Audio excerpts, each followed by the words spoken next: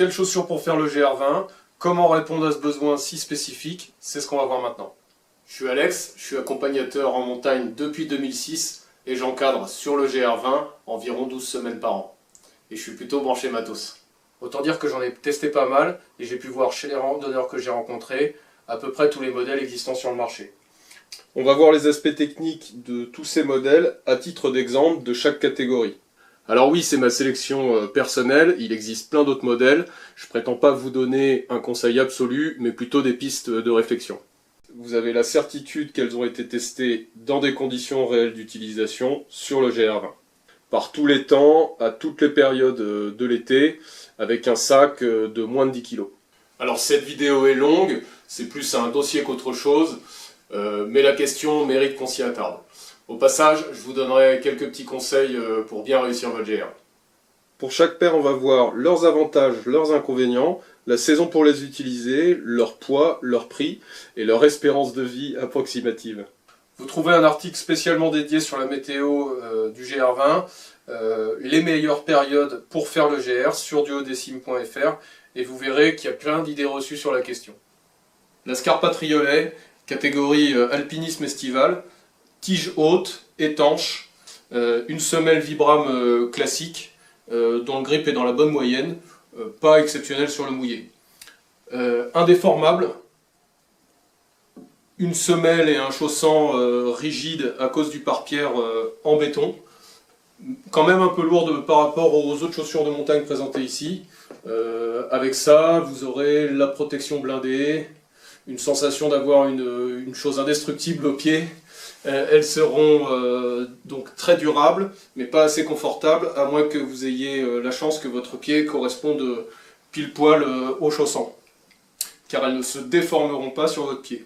Utilisation optimale, en début de saison, si vous rencontrez des névés, du froid et du mauvais temps, l'amorti est ferme, intéressant pour les personnes lourdes qui vont porter plus d'un quart de leur poids.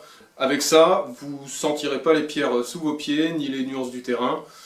Il n'y a aucun intérêt à prendre plus gros que ce type de chaussures. 820 grammes en 42, 250 € environ. Vous l'avez compris, sur le GR, il y a en gros deux saisons, mai-juin, où vous risquez de rencontrer des névés parfois assez inclinés, mais principalement sur la partie nord. Sur certains névés, il vaut mieux pas glisser. Dans ces conditions, il vous faudra une chaussure rigide pour tailler des marches dans la neige, même dans des traces existantes. Et il y a l'été, majoritairement par temps sec, mais un orage n'est pas exclu, quelle que soit la période. La chaussure de trek classique, bon, rien de révolutionnaire. Tige haute, durablement étanche, une seule pièce de cuir qui va contribuer à l'étanchéité, semelle Vibram classique, solide, confortable, car plus facilement déformable que les précédentes. Le pare-pierre est plus souple. Une semelle plus souple aussi, mais quand même rigide, plus amortissante, mais on peut quand même tailler des marches dans les névés avec. Elle est plus déformable et s'adapteront plus facilement à votre pied, deviendront à la longue plus confortables du coup, forcément. Bonne protection de votre pied, notamment dans les éboulis, en début de saison, mais elle peut être utilisée en été par les poids lourds. L'avantage, c'est la polyvalence. Vous pouvez la prendre sur n'importe quel autre séjour de rando, bien que vous allez réduire son espérance de vie d'à peu près un quart sur le GR, parce que c'est très abrasif. Donc c'est le modèle Highland Pro de chez Mendel, dans les 800 grammes, 250 € environ. La chaussure de trek légère, donc hybride, beaucoup plus amortissante, plus légère, plusieurs matériaux pour gagner en légèreté et en souplesse. Semelle Vibram bien tendre mais quand même résistante. Là vous recherchez le confort, la légèreté, l'étanchéité parce qu'il y a une membrane Gore-Tex, enfin en tout cas au début. Avec cette souplesse vous risquez plus facilement de déchirer la membrane au niveau de la pliure du pied, donc ça a été exactement le cas sur celle-là. C'est une chaussure qui appartient à ma compagne, elle a mis une semaine à les déchirer. Donc c'est plus fragile, elles ne sortiront pas indemnes du GR20, c'est certain, il n'y a pas de miracle. Les matériaux synthétiques modernes sont toujours plus fragiles que le cuir, celle-ci donc a 1 semaine. Donc c'est plutôt pour les femmes ou les poids légers. C'est une mammouth, il existe la même chose chez Salomon, la Quest ou la Cosmic, que l'on rencontre beaucoup sur le GR20, un peu plus renforcée à ce niveau-là, au niveau des points stratégiques, mais très glissante sur sol mouillé à cause du fameux Contagrip de Salomon qui est très mauvais sur le mouillé. Donc impossible de faire des marches dans les névés, dans la neige dure avec ça. C'est 500 grammes et environ 180 €. Vous êtes un cabri, vous êtes à l'aise sur les rochers, vous avez une bonne lecture des terrains, une cheville pas trop fragile, vous n'avez jamais fait d'entorse ou très peu, alors vous pouvez peut-être vous permettre de mettre des chaussures basses. Donc on passe maintenant aux chaussures de marche d'approche. Donc celle-ci est étanche ou pas, elle existe sans Gore-Tex aussi, ce qui la rendra plus légère. Elle s'adresse aux personnes qui ont une bonne lecture des terrains et la cheville peu fragile. Elle offre une bonne protection du bas du pied, mais évidemment pas de la malléole. Donc elle sera plus légère, elle est quand même lourde pour une chaussure basse. Confortable, plutôt rigide au début, elle va s'assouplir énormément, mais elle restera rigide au niveau des orteils. Donc une utilisation dans la neige possible. Elle est solide, elle est neuve celle-ci, mais j'ai eu la précédente qui m'a fait toute la saison 2008, ce qui est plutôt un exploit. Une semelle Vibram avec un amorti ferme au talon, bien que l'avant va se tasser forcément parce que c'est de la mousse, alors qu'à l'arrière c'est du polyuréthane. Donc c'est la Mountain Trainer de Saleva. La surprise c'est qu'on n'en voit pas beaucoup sur le GR, et c'est dommage parce que c'est vraiment une bonne affaire pour les gens qui supportent pas les chaussures hautes. Donc, 700 grammes en 42 pour 180 €. Donc marche d'approche toujours, c'est des 510 Guide Tenny. Donc incontestablement le meilleur grip du marché aujourd'hui, légère mais peu résistante. Sur un GR complet, vous allez les user de 50% minimum, voire même vous les détruirez complètement. Alors ça se décolle, ça se déforme, mais du coup c'est très souple et ça devient très confortable. Bon, souple, mais à l'exception de l'avant qui reste étonnamment très rigide. Et c'est plutôt une bonne chose, on va le voir. Donc elles sont très confortables, elles se font à votre pied littéralement. L'amorti est très souple et très peu durable. Il dure environ 1 semaine dans le meilleur des cas, et après il se tasse complètement, donc on a l'impression d'être sur du bois. Mais quel grip sur le mouillé, c'est vraiment le meilleur grip aujourd'hui. Donc c'est génial sur les traversées de torrents, les dalles humides, etc. C'est évidemment trop souple pour les névés malgré cet avant renforcé. Donc alors 510 c'est la marque des pros car c'est un vrai plus en termes de sécurité. Elles apportent donc elles permettent de se positionner sur des petites prises pour faire des parades, et puis c'est pas trop cher, et comme on consomme 3 paires de chaussures environ par saison, c'est plutôt pas mal. Donc utilisation estivale uniquement, pas étanche du tout. C'est pour les gens qui ont un pas aérien, un bon niveau sur le rocher et qui veulent se faire plaisir sur des variantes, des sommets, des passages de grimpe faciles, avec plus de protection qu'une chaussure de trail. Donc c'est pas étanche du tout évidemment, et ça pèse 400 grammes et ça coûte à peu près 120 €, ce qui est pas trop cher. Donc je fais à peu près 70 kg et je porte toujours moins de 10 kg.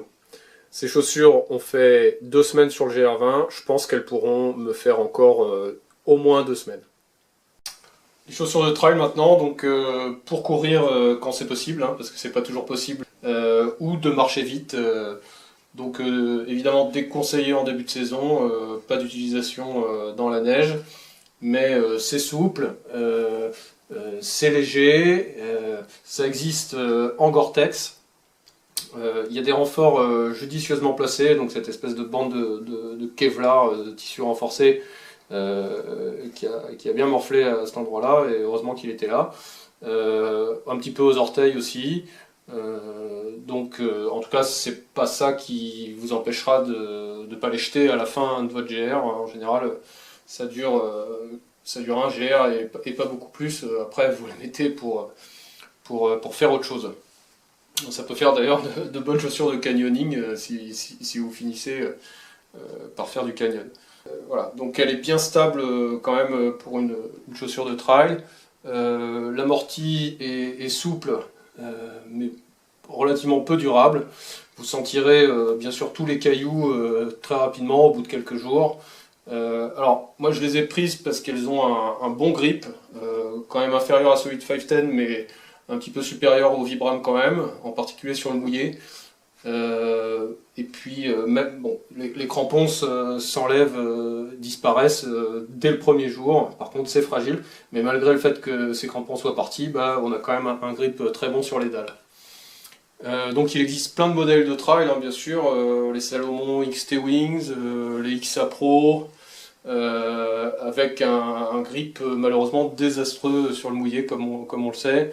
Donc vu l'explosion du trail ces dernières années, il existe plein de blogs de conseils sur la question, avec des gens qui font ça bien mieux que moi. Voilà. Donc 350 grammes et 160 €. Telles que vous les voyez là, elles m'ont fait une semaine sur le GR20. Les chaussures de trail, la grosse semelle, une des dernières innovations, intéressante pour les gens qui ont des problèmes d'articulation, de genoux, de dos, etc. Car vos articulations sont extrêmement sollicitées sur le GR20, sans doute beaucoup plus qu'ailleurs. Ici c'est une Mammouth, mais il existe d'autres marques, bien sûr, qui font de la grosse semelle. Oka, qui en est plutôt l'inventeur, mais chez Technica aussi. Donc l'amorti c'est vraiment un avantage, on a l'impression d'être sur un petit nuage, en tout cas au début, mais c'est quand même assez durable. La légèreté, bien sûr, le grip qui est plutôt lié à la déformation de la semelle que véritablement à la qualité du caoutchouc. Évidemment, comme je vous disais, ça se tasse bien entendu beaucoup, en particulier si vous êtes lourd. Vous voyez là, c'est complètement déformé. Donc cette grosse semelle protège quand même la chaussure, car elle est très large. En revanche, vous n'aurez pas du tout de précision sur les petites prises, et donc c'est pas très adapté aux nombreux passages techniques. Voilà. Celles-ci m'ont fait l'équivalent de 3 GR, ce qui est plutôt une prouesse pour la catégorie. Bon, elles sont bien entendu complètement massacrées, c'est terminé pour elles. Donc 330 grammes et 180 €. On fera bientôt un focus exprès sur ces chaussures qui sont étonnantes à plus d'un titre. On demandera à ma compagne qui les a testées sur des GR en 7 jours, ce qu'elle en pense. Cette nature de terrain, donc très technique, rocailleuse, implique un travail permanent de la cheville, donc elle est constamment sollicitée. À éviter absolument, c'est la Oka Thor, qui est une chaussure qui n'a aucun maintien, et en plus le talon est très étroit par rapport à la hauteur de la semelle. Donc vous pouvez vraiment facilement vous tordre la cheville, c'est pas du tout fait pour le GR, elle a sans doute plein de qualités, mais c'est pas du tout pour le GR20. Ce qui était séduisant, c'était cette semelle en Vibram qui a priori est la seule semelle intégrale en Vibram chez Oka, en tout cas pour le moment. Quand vous faites votre choix, prenez en compte la saison, votre poids total, sac à dos compris, sachant que plus vous êtes lourd, plus vous les userez rapidement. Et plus il vous faudra quelque chose de costaud. N'oubliez pas de les porter avant de venir. Si elles sont neuves, de ne pas découvrir qu'elles vous font mal aux pieds une fois lancées sur le GR, parce qu'il n'y a rien de plus terrible que d'avoir mal aux pieds pour le moral. Voilà, j'espère que je vous ai aidé à mieux choisir. Vous trouverez plein d'autres articles sur duodecime.fr pour bien préparer votre GR20. A bientôt.